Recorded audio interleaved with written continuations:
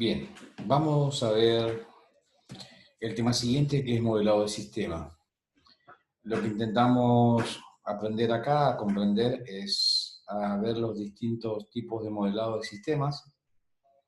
Ya habíamos hablado en otras clases, en clases anteriores, la diferencia entre metodología para desarrollar un software y el modelado de sistema. El modelado de sistema tiene que ver con esta visión, ya decíamos, estática, dinámica y funcional para modelar el sistema.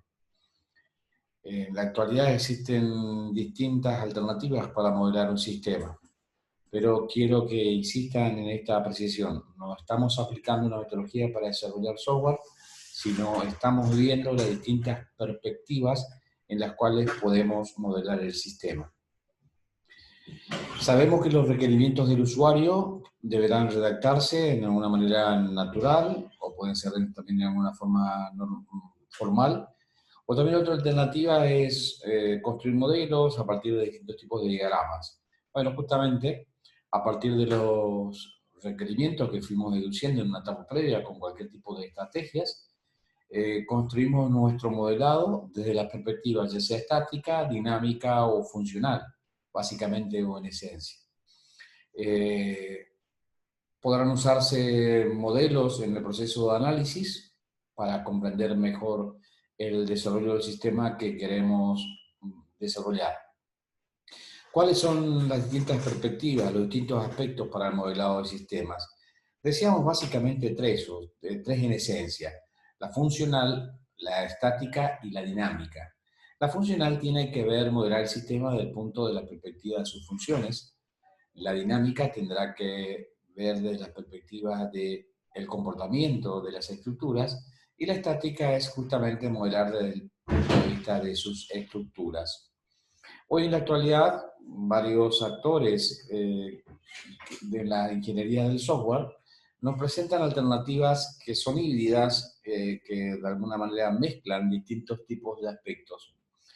Hoy, por ejemplo, Sommerville, Pressman nos dicen que podemos modelar un sistema a partir de, o basado en escenarios. Para ello tendremos que usar diagramas de tipo caso de uso que propone Jacobson, o elementos basados en los datos, o sea, en sus estructuras, ya sea desde el punto de vista de sus clases, de sus objetos o de sus entidades. Basado en las clases, vamos a usar diagramas de clases para modelar, basado en sus objetos, en diagramas de objetos, los basados en relación de identidad, en los famosos DER, diagramas de relación de identidad. Desde el punto de vista del comportamiento, podríamos usar los diagramas de transición de estados o también los diagramas de FDO para describir las funciones. Entonces, básicamente o esencialmente, un modelado del sistema no es otra cosa que la construcción de una abstracción del sistema que queremos desarrollar. Es una representación alternativa de ese sistema. De alguna manera presenta una representación que debería mantener toda la información sobre las distintas entidades que se están representando. Por ejemplo, un DFD, un módulo de flujo de datos, se va a centrar en el flujo de la información, en los flujos de datos entrantes y flujos de datos salientes. Por el contrario, un modelo de entidad, diagrama de datos, diagrama de relación de entidad, diagrama de clases, se va a centrar más en las estructuras que en las funcionalidades. En fin, de vuelta, a ver, así a simple vista para resumir o para tener más claro el concepto. Yo puedo modelar un sistema desde la perspectiva de su función. Para eso, o sea, de la funcionalidad del sistema, es decir, qué es lo que tiene que hacer, cómo lo va a hacer, qué es lo que va a hacer. Bien. Desde esa perspectiva de la funcional, que son una de las tres patas, hay distintos diagramas que puedo utilizar. Uno de ellos son los diagramas DFD, diagramas de función. Podré decir que el sistema va a ser modelado desde el punto de vista de sus estructuras, una visión más bien estática. Allí tendré que ver desde la perspectiva de los datos en sí, de las clases, de los objetos, y de acuerdo a ello usaré diagramas de clases, diagramas de relación de identidad, diagramas de objetos. Esto es lo que estamos, de alguna manera, tratando de ver y entender y comprender. Veíamos cuando empezábamos a ver la ingeniería del software al principio de las clases, la importancia que radicaba en definir el contexto del sistema. Decíamos que todo sistema sometido a la influencia de su medio es un subsistema o un sistema mayor. Y cada parte de ese sistema, subsistema, son potencialmente sistemas. La teoría de la relatividad de los sistemas. Para ello, entonces, una de las grandes complejidades o problemáticas del desarrollo del sistema, del modelado sistema, es definir claramente su contexto. Dicen los stakeholders, las personas que intervienen en el desarrollo del sistema, que habrá que dedicarle tiempo para definir bien cuál es el sistema y cuál es el contexto que rodea a ese sistema. ¿Sí? Podríamos elegir, por ejemplo, un caso límite, un subsistema y su entorno puede estar relativamente claro. Puede ser, por ejemplo, un sistema automático que reemplace a un sistema existente, ya sea manual o computarizado. Entonces ahí queda más bien claro cuáles son los límites. Pero podría no estar bien claro. Entonces habrá que dedicarle un poco de tiempo y esfuerzo para determinar claramente cuáles son los límites del sistema.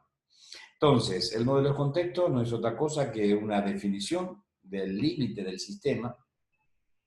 No es una decisión arbitraria, hay muchos aspectos que intervienen y que implican para definir claramente el sistema.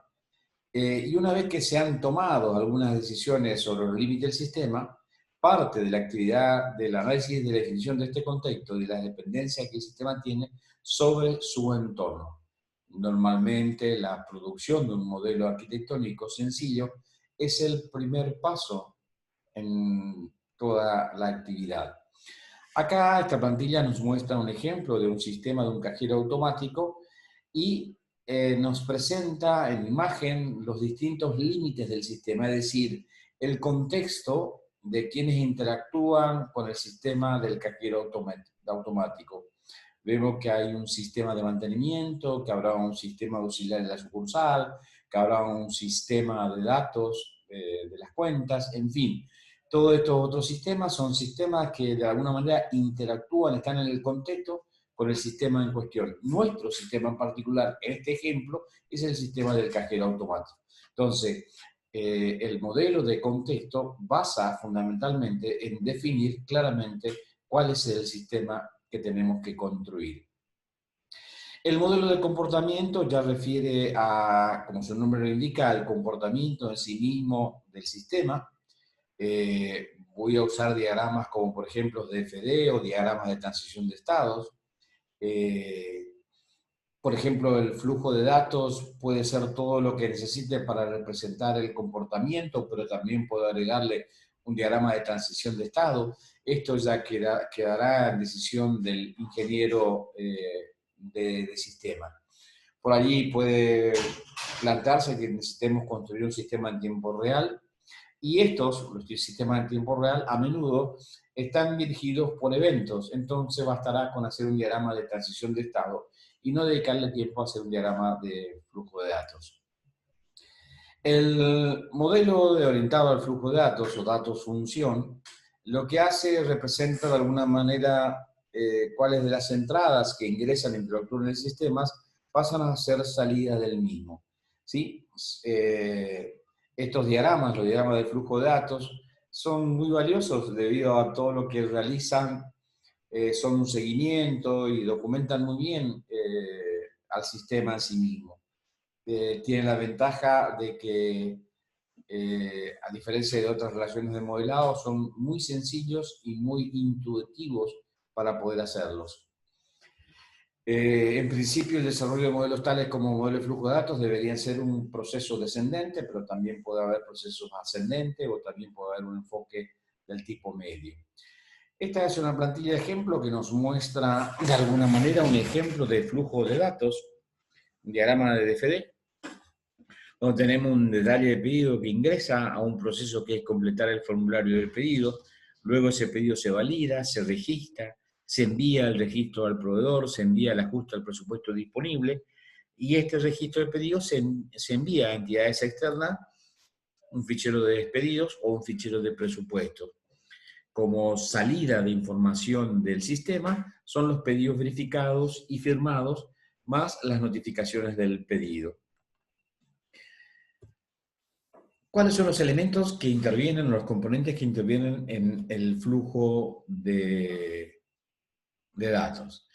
El proceso, que es un círculo, una circunferencia, la flecha, que indica entrada, salida de información, flujo de información, los almacenes de datos, que lo que está registrando son datos en reposo, y finalmente los terminadores, que no son otras cosas que entidades externas al sistema.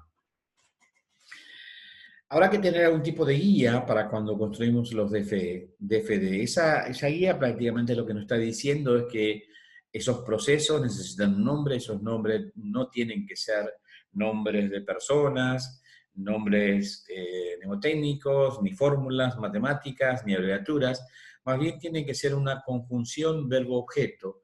¿Cuál es el objeto? El actor en sí mismo del proceso y qué es lo que se va a hacer con ese objeto.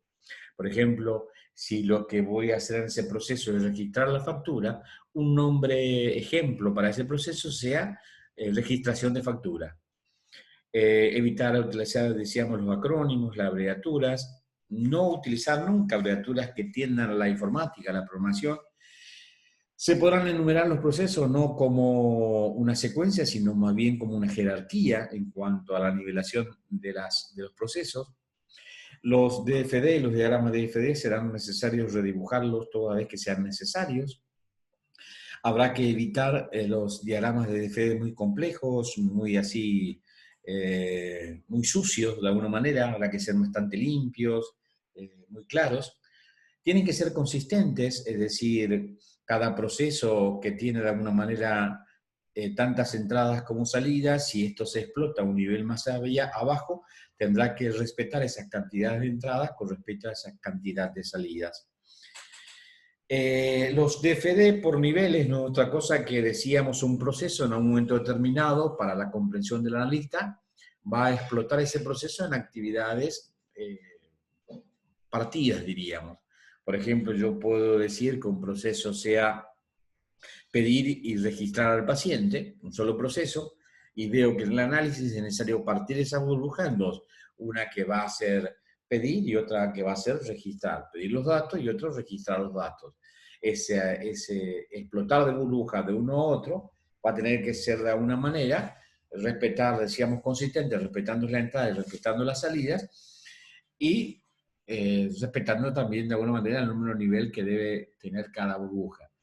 Ahora, el nivel de explotación de cada burbuja con respecto a otra es independiente, es decir, si explota una burbuja no significa que todas las burbujas tengan que explotar.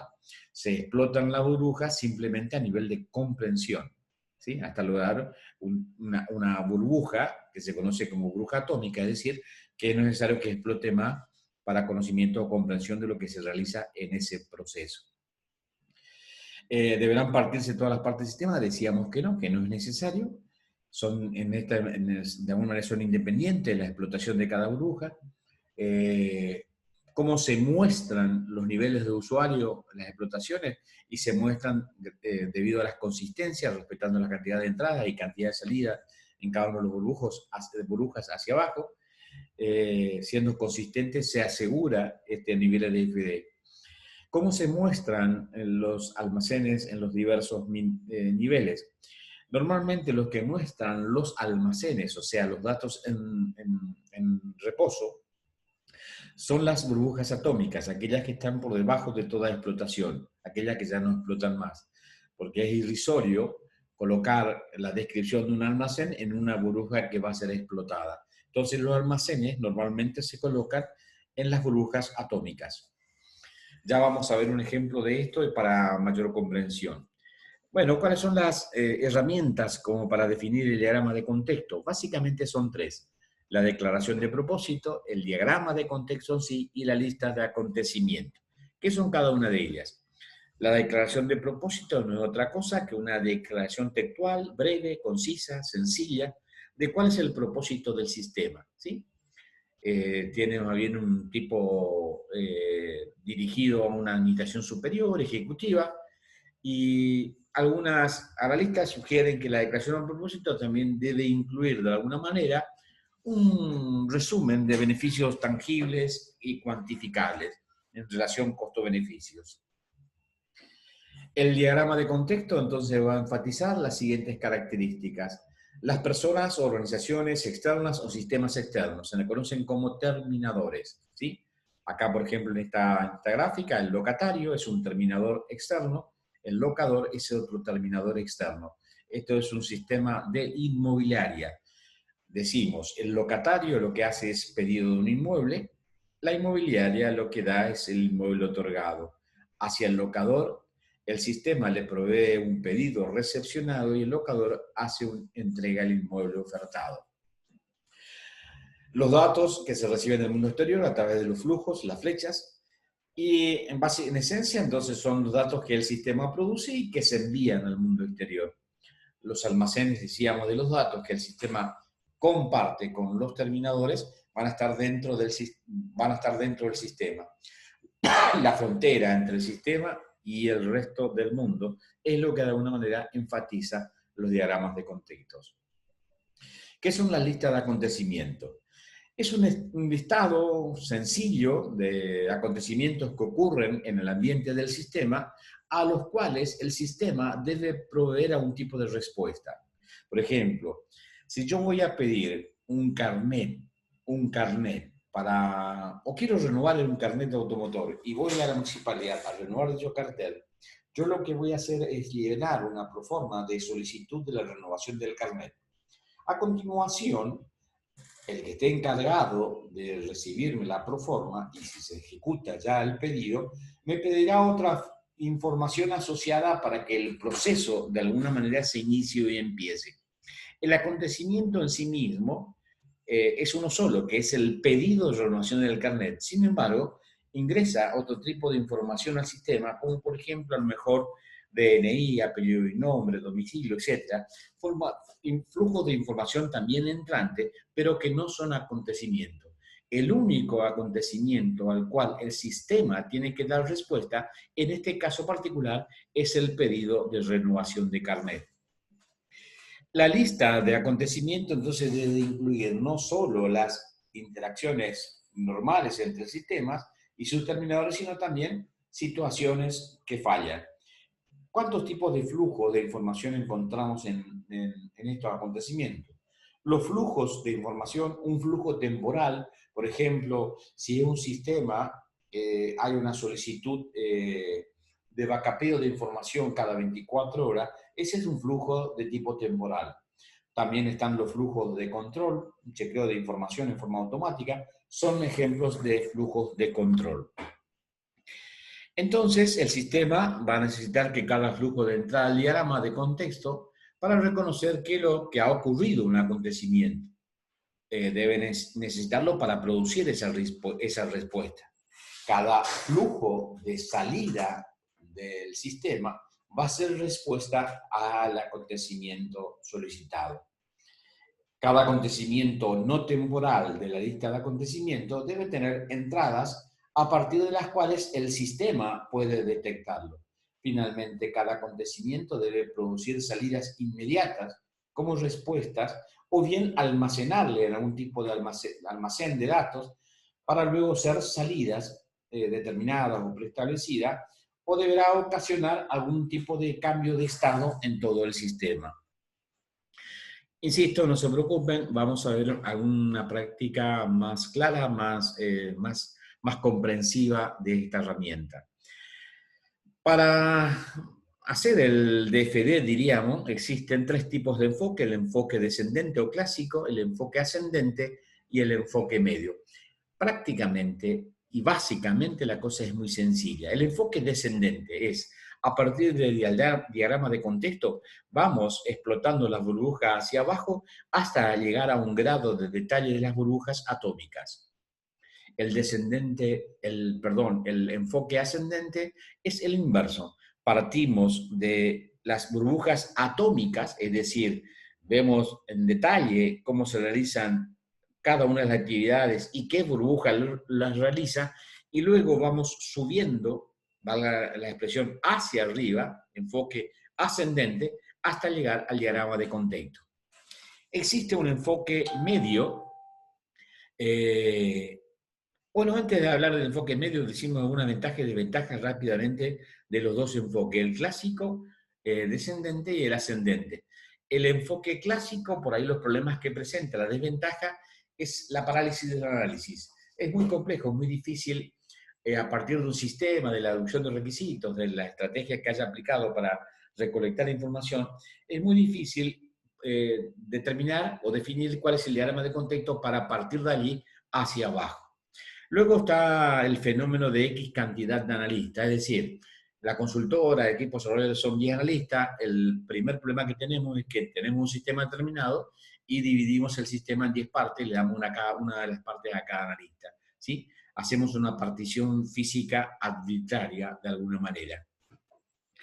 Bueno, el enfoque ascendente, el enfoque ascendente, o sea, subir de abajo hacia arriba, como el nombre lo dice, es el tener una comprensión clara, detallada, precisa, al inicio mismo del desarrollo del sistema, para tratar de determinar y definir cuáles son los procesos atómicos para de allí desandar hacia arriba para llegar al diagrama de contexto. Evidentemente la tarea es muy compleja y no es nada sencillo. Por eso existe lo que se conoce como el enfoque medio, que es un poco el que más se utiliza y es muy práctico también. Lo que se hace es básicamente dibujar una burbuja, o proceso en este caso. Recordémonos que el proceso que se realiza se grafica con una burbuja. Entonces lo que hace el enfoque medio es dibujar una burbuja por cada acontecimiento de la lista. Si mi sistema tiene 3 acontecimientos, lo primero que haré es 3 burbujas, una para cada acontecimiento.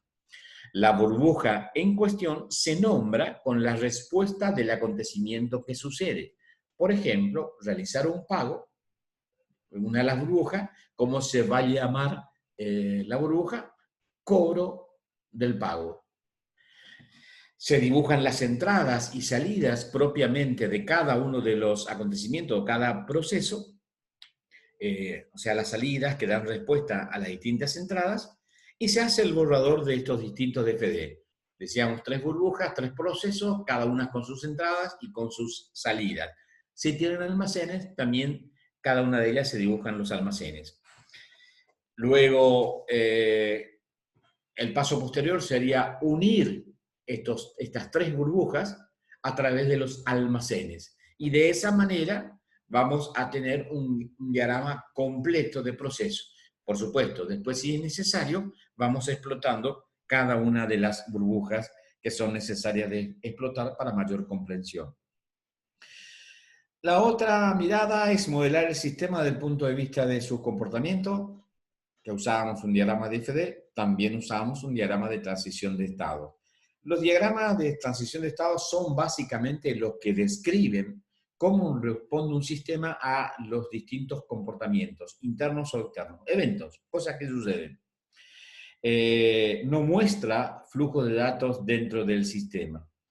Este tipo de modelo se utiliza a menudo para modelar sistemas en tiempo real, debido a que estos sistemas suelen estar dirigidos por estímulos procedentes del medio o del entorno del sistema.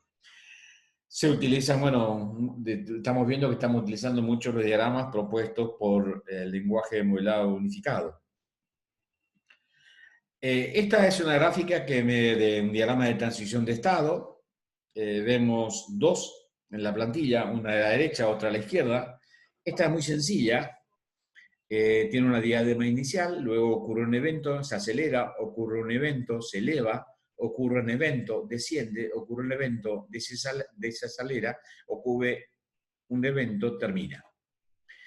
Entonces, sencillamente, ¿cuáles son los elementos o componentes de un diagrama de transición de estados? El diadema inicial, el diadema final, las flechas, que son eventos que suceden, y los rectángulos con puntas redondeadas, que son estados. Aquí vemos un diagrama de transición de estado mucho más completo, que habla de un sencillo horno de microondas, en el cual nos refleja diadema inicial y diadema final, porque bueno, se entiende que es un ciclo iterativo y repetitivo. Entonces, en esencia, básicamente, el modelo de máquina de estado del sistema supone cualquier momento del sistema, con los distintos y varios estados posibles. Yo decía en una de las primeras clases que hablábamos, se deben acordar que si mi hijo está riendo, que es el objeto en particular, ocurre un evento que si yo le pego, llora. O sea, del estado de reír pasa al estado de estar llorando y el evento que ocurrió es que yo le pegué.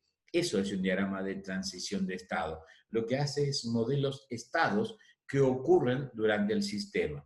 De vuelta a los componentes. El rectángulo con punta redondeada, el estado en sí mismo, el flujo de información, que es en este caso el evento, la transición que sucede, evento-acción, y el estado inicial y el estado final, diagramas de inicio y diagramas de final. Para el modelo de datos, lo que se utiliza son estructuras desde el punto de vista o la perspectiva del punto de vista estático.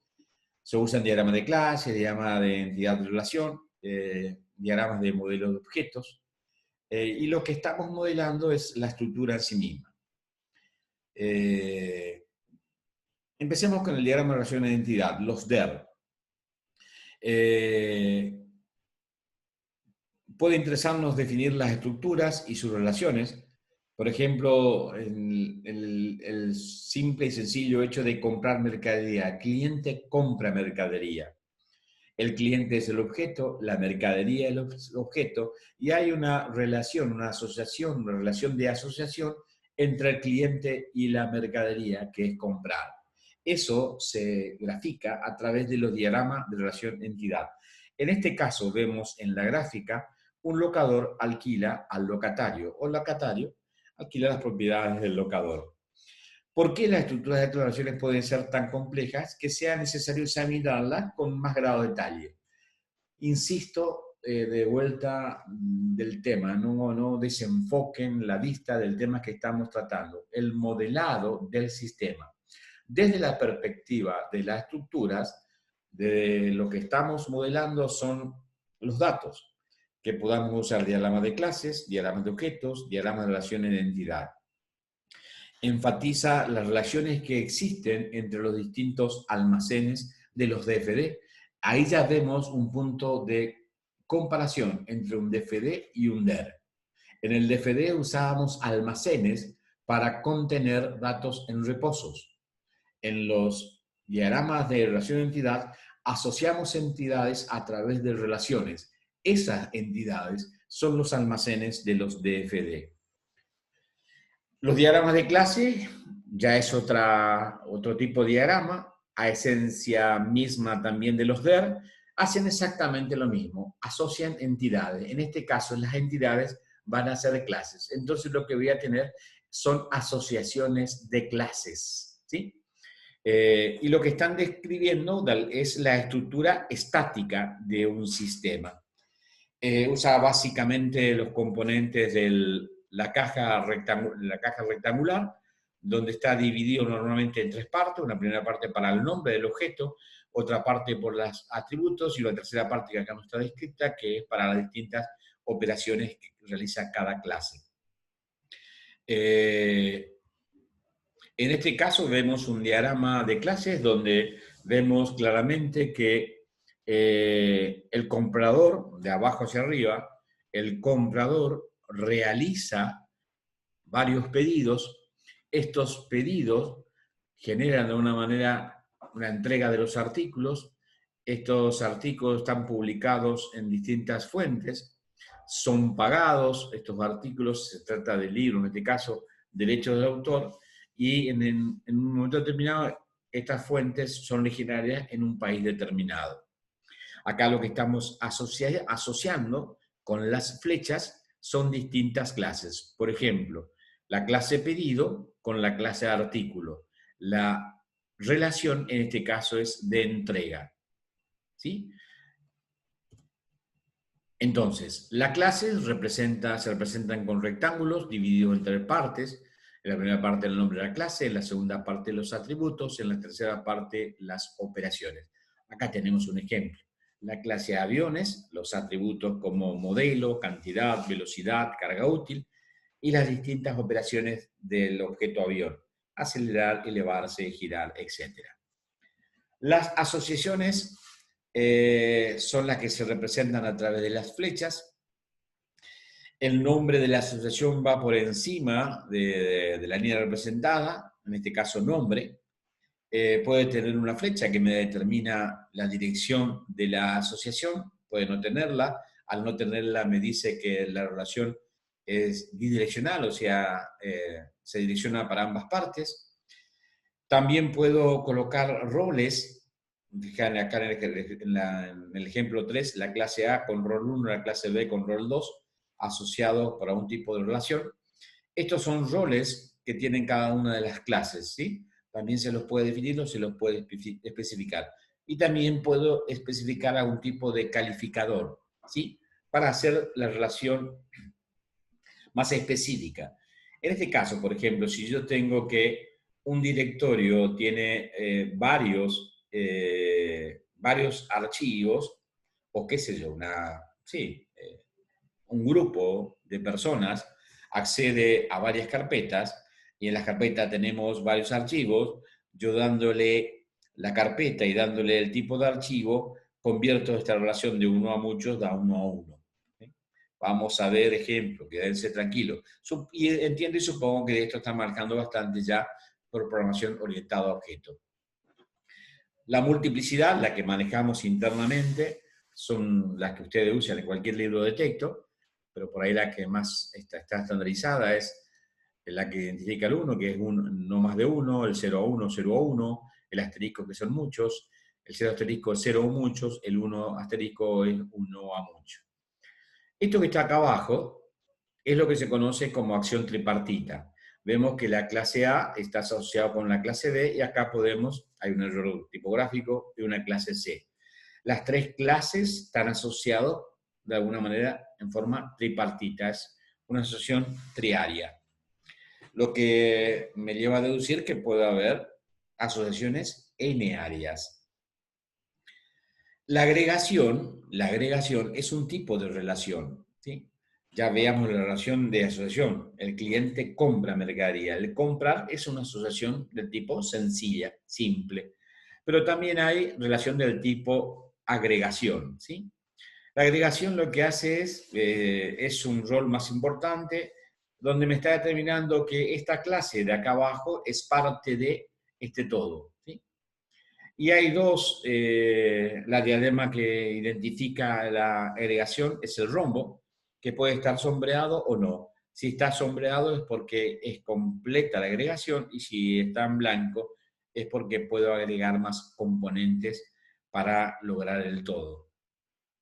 La agregación se conoce como agregación de composición, que es un tipo especial de agregación que denota una fuerte posesión de la clase todo. Por ejemplo, yo podría tener 4 patas o 4 rectángulos, uno para cada pata, y eso sería una agregación de composición porque cada una de esas partes conforma el todo. ¿Sí? La generalización es otro tipo de asociación. Lo que representa básicamente es la herencia. O sea, ya saben ustedes que los objetos se heredan, las clases se heredan, y de alguna manera lo que hace la generación es la especificación, la especialización. ¿Sí? Creo que ya tienen bastante concepto de esto, ¿no?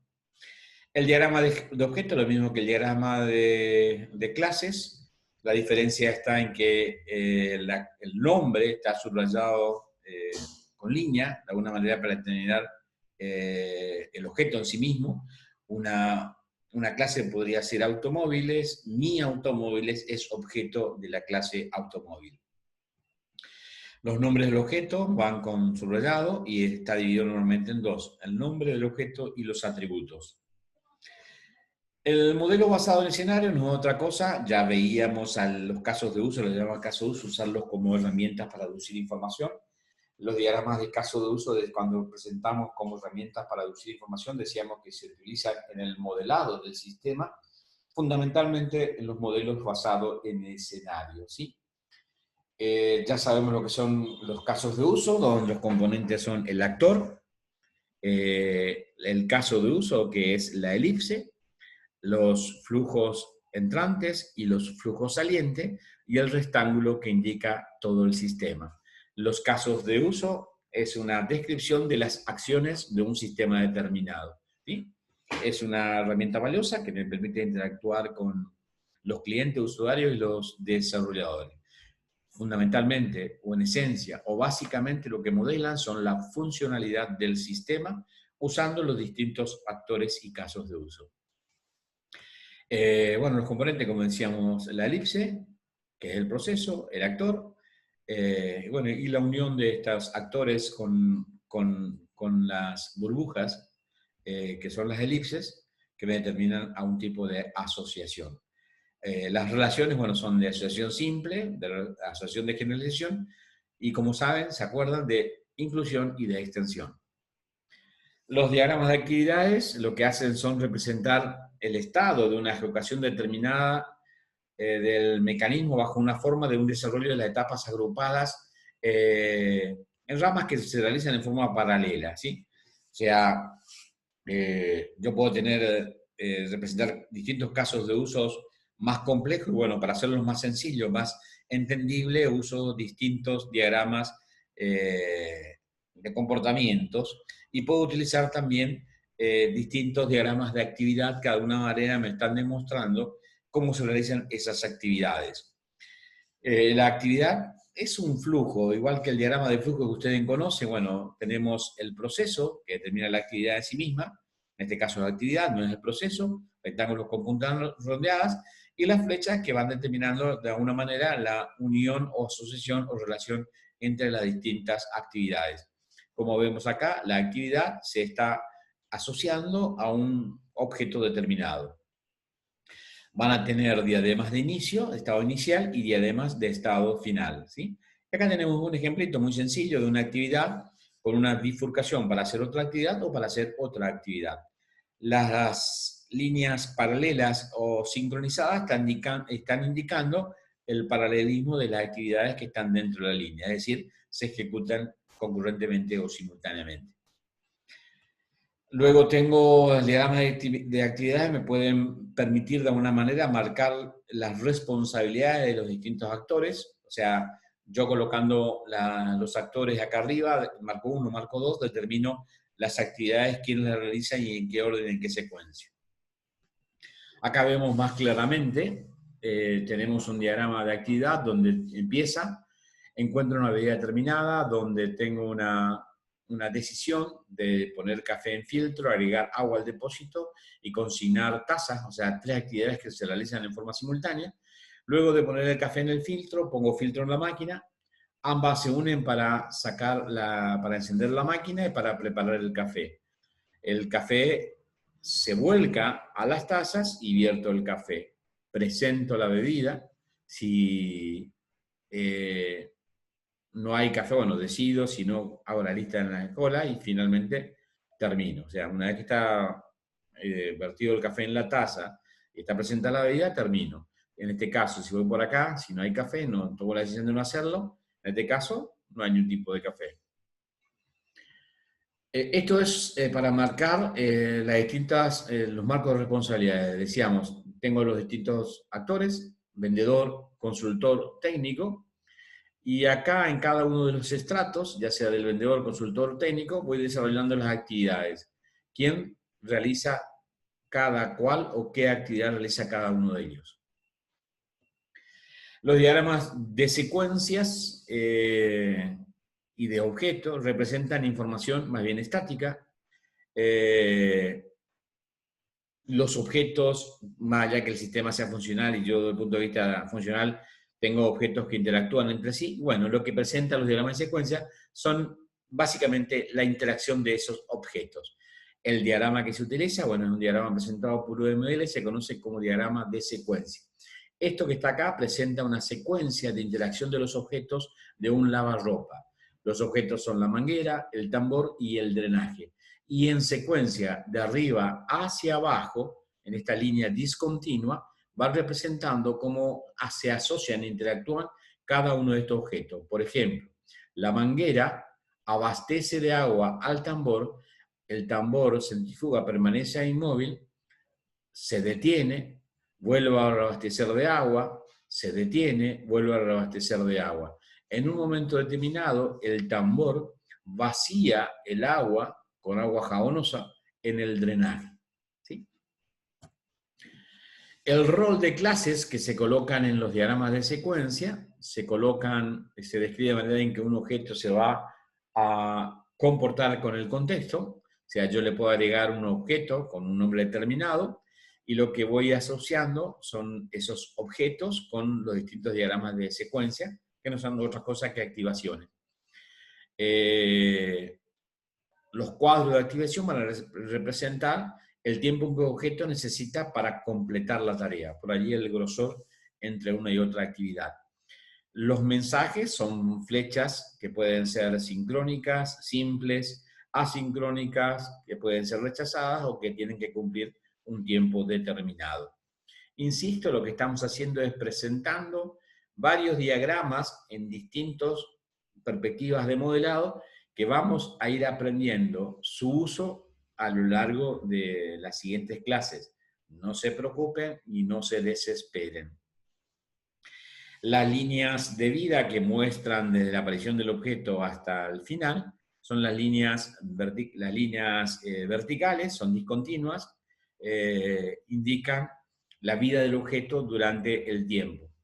La destrucción del objeto, esto es una destrucción del objeto, son objetos que pueden ser eliminados. Y los loops, esto que está acá sombreado en un recuadro rosado, me está indicando que es un tipo de repetición entre los objetos. Diagrama de colaboraciones, también otro tipo de diagrama que se utiliza cuando modelamos los sistemas. Lo que me permiten son ver cómo colaboran los distintos objetos en tal o cual sistema. En este caso, hay un cronómetro interno, que es un objeto, con la manguera de agua y con el tambor en sí mismo. Del cronómetro interno viene la actividad o la acción de detenerse, la manguera de alguna manera se detiene, el cronómetro interno puede tener otra acción de girar de un lado a otro y esa es una acción que le da el tambor. Es decir, objetos, tambor, cronómetro interno, manguera, que se activan o se desactivan para colaborar unos con otros. Esto se hace con los diagramas de colaboraciones. Básicamente, entonces, el diagrama de colaboración va a tener un rol de la clase, que es el rol de la clase descrita por un objeto, la asociación, ¿sí?, que describe cómo se va a comportar una asociación en una situación particular, y las condiciones, ¿sí? Contrariamente a los diagramas de secuencia, los diagramas de colaboración no tienen una manera explícita para anotar el tiempo. Entonces se los denota así con puntos, subpuntos, que de alguna manera le están dando un orden en la secuencia de activación de esas asociaciones. Este es un ejemplo de diagrama de colaboraciones, un velocímetro, con el objeto velocímetro, con el objeto tiempo, con el objeto de rank. ¿Sí? Este ejemplo dice: agrega un velocímetro al conjunto de clase que constituye un avión. Al alcanzar una cierta velocidad, el velocímetro indicará al timón que debe elevarse y al tren de aterrizaje que debe retraerse. A los 100 debe elevarse, a los 120 debe retraerse. Este es un ejemplo de diagrama de colaboración entre un sistema de computación gráfica, la GUI. Tecleo la información, bueno, aparece, describe qué es lo que tiene que hacer, pasa la acción, la actividad a realizar al sistema operativo le avisa al hacer qué es lo que tiene que hacer. Le da la información a la tarjeta de video para que haga tal o cual acción a realizar, pedido por el operador, y esto se ve representado en el monitor. ¿Sí? Otros diagramas de UML son los diagramas de componente, describe la organización física de los distintos elementos que intervienen en el sistema, la relación de interfase entre componentes y dependencias. Este es un ejemplo de diagramas de componentes. Acá vemos, esto es un cortafuegos conectado a un servidor de web. Otro es el diagrama de distribución, que muestra la arquitectura física de un sistema informático, sea cual sea el sistema que utilice, la estructura de arquitectura física, peer-to-peer, cliente-servidor, sea cual sea. Bueno, esta herramienta me ayuda a describir ese tipo de arquitectura en cuestión. Este es un ejemplo, también un ejemplo de diagrama de distribución, donde tenemos un procesador conectado con un dispositivo, otro dispositivo monitor, otro dispositivo impresora, conectado todo a la PC, bueno, que tiene un entorno Windows y algunos utilitarios dentro de la PC. Como siempre, las biografías, las plantillas de clase, los libros de texto, Pressman sobre Brille. En este caso le agregamos algo de Cray por todo lo que sea OML. Y hay un libro muy didáctico, Aprendiendo OML, que está en internet en 24 horas. Aconsejo que lo bajen, también lo lean. Bien, nos estamos viendo y vamos a ir viendo un poquito más de video con más asiduidad durante esta semana para ir aprendiendo más sobre las distintas herramientas. Que tengan buena tarde.